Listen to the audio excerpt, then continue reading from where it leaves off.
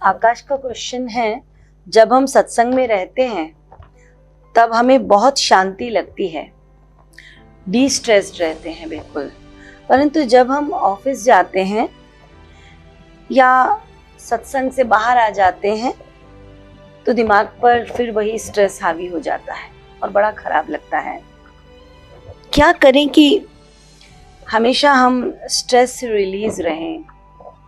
उसके लिए हमें क्या करना चाहिए? कोई भी समस्या होती है, सबसे पहले उसका कारण जानना चाहिए, वो क्यों हो रही है।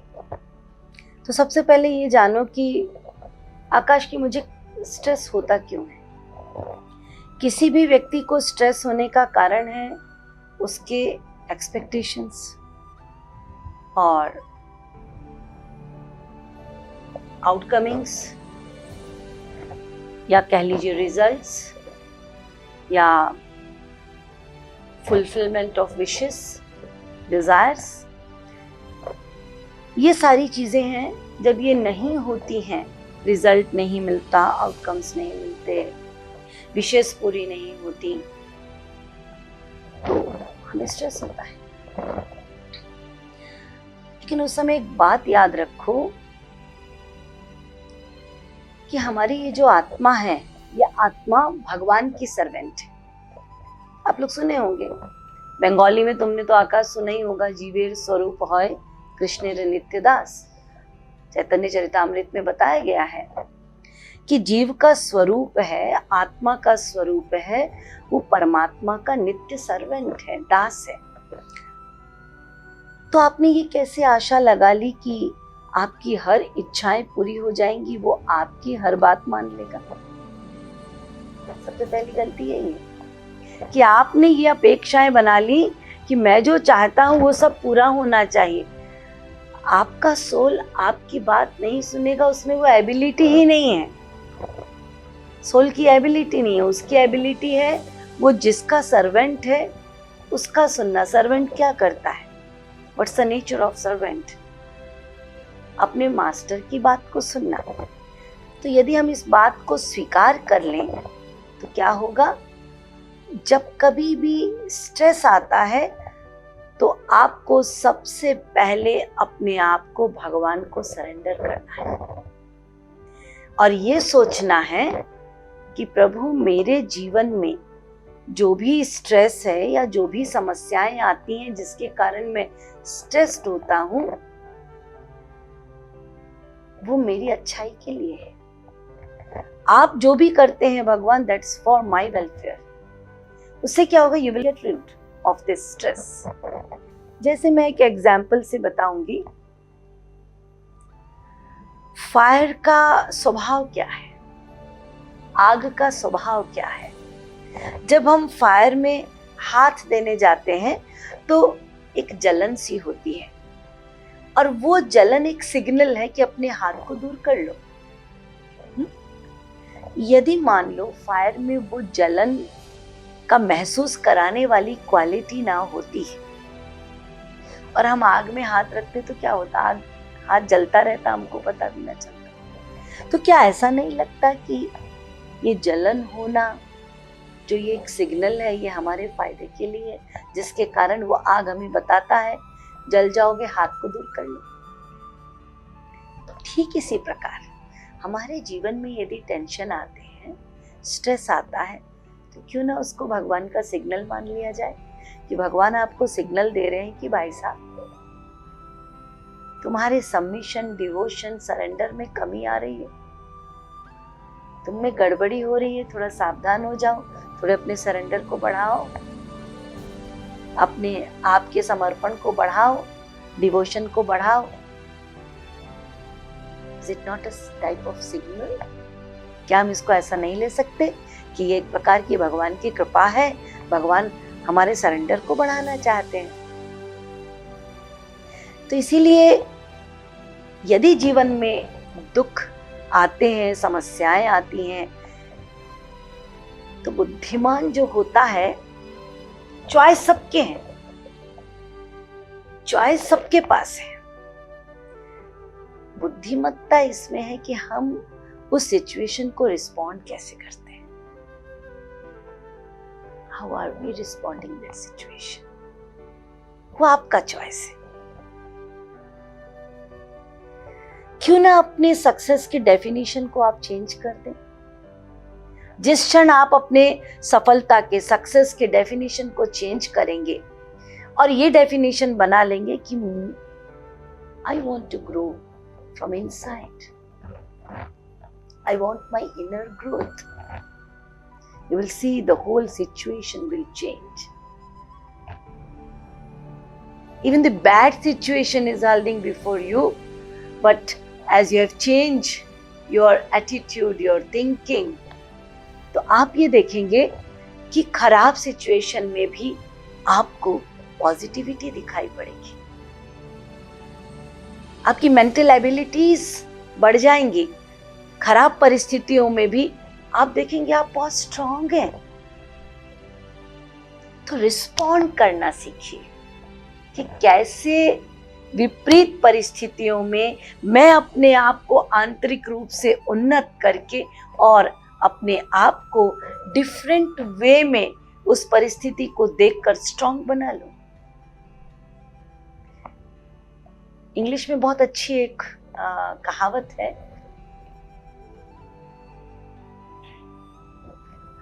I asked wisdom from God and He gave me problems to solve. I asked strength from God and He gave me obstacles to face. Then again I asked courage from God and He gave me dangers to overcome and be courageous. So we cannot say that He has not heard or He has not fulfilled my wishes. He has fulfilled my wishes, but not as I wanted it, but what was best for me, He fulfilled in that way. बस देखने का नजरिया change करना है। Obstacles आ रहे हैं, हाँ, courageous होना है, फेस करना है। स्ट्रेस होने का क्या मतलब है? कोई मतलब नहीं। आप अपनी मेंटल एबिलिटीज को स्ट्रॉन्ग करिए। एक चार्ली चैपलिन की मुझे बात याद आती है, बहुत बढ़िया है, मैंने सुना था एक बार, आप लोगों के साथ शेयर करूंगी। चार्ली चैपलिन एक बार किसी यूरोपियन कंट्री को पास करके जा रहे थे, तो उन्होंने देखा कि वहाँ पर बोर्ड लगा हुआ है और उस बोर्ड में था कि चार्ली चैपलिन का फैंसी ड्रेस कंपटीशन हो रहा है और पूरा एडवर्टीजमेंट था कि कोई भी पार्टिसिपेट कर सकता है उसमें और उसकी एक्टिंग भी करनी होगी। चार्ली चैपलिन ने सोचा मेरी ही एक्टिंग की पूरी यहाँ पे कंपटीशन है, तो वो भीतर गया, देखा 500 लोग पार्टिसिपेट किए थे चार्ली चैपलिन बनकर। चार्ली चैपलिन ने सोचा क्यों ना मैं भी शामिल हो जाऊं, मैं भी घुस जाता हूं। सो चार्ली चैपलिन ने भी पार्टिसिपेट किया। अब जब रिजल्ट आया, आपको आश्चर्य होगा, उसका 7th पोजीशन था। रियल चार्ली चैपलिन का 7th पोजीशन था। आप अनुमान लगा सकते हैं कि जो वास्तव में चार्ली चैपलिन है वो 6th के बाद आ रहा है, उसको क्या लगा होगा। और जानते हैं उस समय चार्ली चैपलिन ने क्या कहा और क्या सोचा? चार्ली चैपलिन ने कहा कि I am in such a world where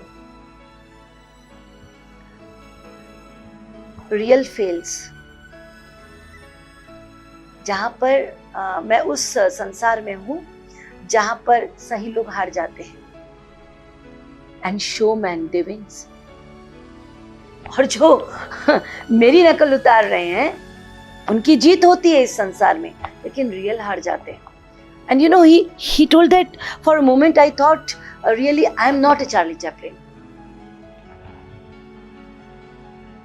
क्या मैं रियल में चार्ली चैपलिन हूं? थोड़ी देर के लिए उसको वो शॉक्ड हो गया और उसके बाद उसने कहा नहीं नहीं चार्ली चैपलिन, अपने आप को संभालो, क्योंकि उसको बड़ा हर्ट हुआ कि वो खुद है चार्ली चैपलिन और 7वें नंबर में, तो उसको ये लगने लगा कि अब वास्तव में मैं चार्ली चैपलिन हूँ भी कि नहीं, थोड़ी देर के लिए। और उसके बाद उसने फिर कहा नहीं नहीं नहीं, ये शोमैन लोग, ये मेरे मूव्स को कर सकते हैं, मेरे हुलिये को बना सकते हैं, लेकिन मेरा माइंड तो नहीं रख सकते, उसकी नकल तो नहीं कर सकते, मेरे एटीट्यूड की नकल तो नहीं कर सकते। तो फिर ओरिजिनल में चार्ली चैपलिन तो मैं ही हूं। तो कहने का तात्पर्य मेरा वही है, भीतर से यदि उसके पास, चार्ली चैपलिन के पास ये बात ना होती कि इनके पास मेरे जैसा माइंड नहीं है, मेरे जैसा एटीट्यूड नहीं है, तो चार्ली चैपलिन शॉक्ड हो गया होता, उसको इतना दुख लगता। लेकिन नजरिया देखिए, उसने चेंज कर लिया अपने नजरिया। अरे होगा होगा, मेरा एक्टिंग कर लेते हैं, मूव्स कर लेते हैं, मेरे जैसा पेंट कर लेते हैं, लेकिन मेरे जैसा माइंड तो नहीं, मेरे जैसा एटीट्यूड तो नहीं। तो इसीलिए यदि जीवन में दुविधाएं आती हैं, उस दुविधाओं के पीछे भी कोई रहस्यमयी बहुत बड़ी बात छिपी है जो मेरे सफलता का कारण बन सकती है। भगवान मुझे कुछ सिखाना चाहते हैं। यदि हम इस दृष्टिकोण से देखेंगे तो मुझे नहीं लगता कि हम स्ट्रेस्ड होंगे। अरे उदाहरण आप लोगों के पास है, भगवान राम, उनकी अवस्था देखिए कि एक दिन पहले उनके पिता दशरथ कह रहे हैं कि आज ही रात में तुम्हारा सब व्यवस्था करके कल प्रातः कल राज्याभिषेक हो जाएगा। रात भर सारी व्यवस्थाएं हुई, सारे अरेंजमेंट्स हुए और राम को विभोर होकर दशरथ जी कह रहे हैं कि तुम राजा बनोगे। दैट मीन्स राम को भी ये लग रहा है, प्रभु राम को, कि मैं राजा बनूंगा। और प्रातःकाल की समस्या क्या? तुमको वनवास। अब देखिए स्थिति, देखिए एक रात में हेल एंड हेवन की स्थिति बन गई। कहां वो राजा बनने जा रहे हैं अयोध्या के और कहां वो वनवासी बनने जा रहे हैं। स्ट्रेस होने का सिचुएशन बना है ना, इतना बड़ा सिचुएशन तो आपकी लाइफ में नहीं बना होगा। उनकी लाइफ में इतना बड़ा सिचुएशन बना और उन्होंने क्या किया? बड़े शांत, यानी कैसे रिस्पॉन्ड कर रहे हैं देखिए। उन्होंने अपना चॉइस ले लिया और सुंदर रिस्पॉन्ड कर रहे हैं। उन्होंने नहीं कहा ये कौन सा मजाक है, ये कौन सा बकवास है, कभी मुझको राजा बनाते हो, कभी मुझको वनवासी बनाते हो, मैं नहीं मानता, मैं तो राजा ही बनूंगा, ये नहीं, जो हम लोग करते हैं। उन्होंने बड़ी शांति से ये कहा, मुझे वनवास दिया जा रहा है, ये तो मेरे ऊपर बड़ी कृपा है, क्योंकि जब मैं बन जाऊंगा तो मुझे बहुत बड़े बड़े ऋषि मुनियों से मिलने की अपॉर्चुनिटी मिलेगी, मौका मिलेगा। ऐसे महान लोगों से मिलने का जीवन में मौका मिल जाए, इससे बड़ी कृपा क्या हो सकती है। एक बार भी अपनी मां पर, कैकेयी मां पर भी गुस्सा नहीं किया।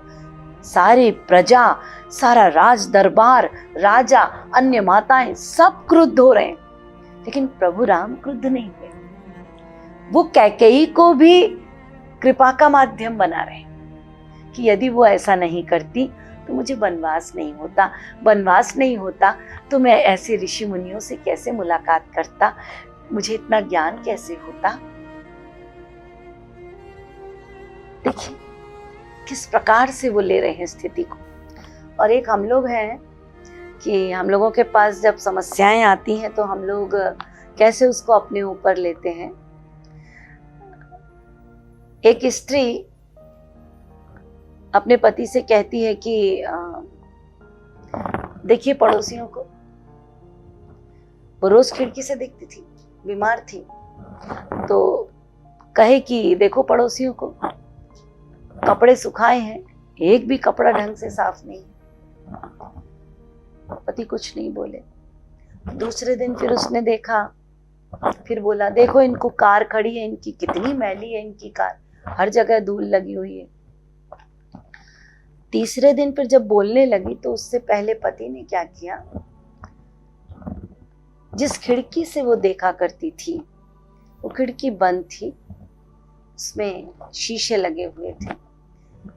पतिदेव ने एक गीला कपड़ा लेकर उस खिड़की को पूरा साफ कर दिया। तो उसने फिर उस दिन उस खिड़की से देखा तो कहा हमारे पड़ोसियों को बहुत अक्ल आ गई है, आज सारी चीजें साफ सुथरी दिखती हैं। तो पतिदेव ने कहा कि नहीं नहीं, अकल उनको नहीं, अकल हमें आई।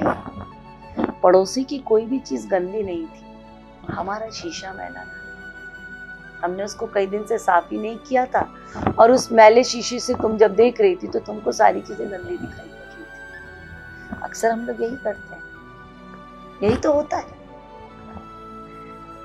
यानी यदि आप लोग वास्तव में अवलोकन करेंगे ना, तो आपको ये समझ में आएगा कि हम लोग निरर्थक स्ट्रेस पालते हैं। उसको बहुत अच्छे से सॉल्व किया जा सकता है।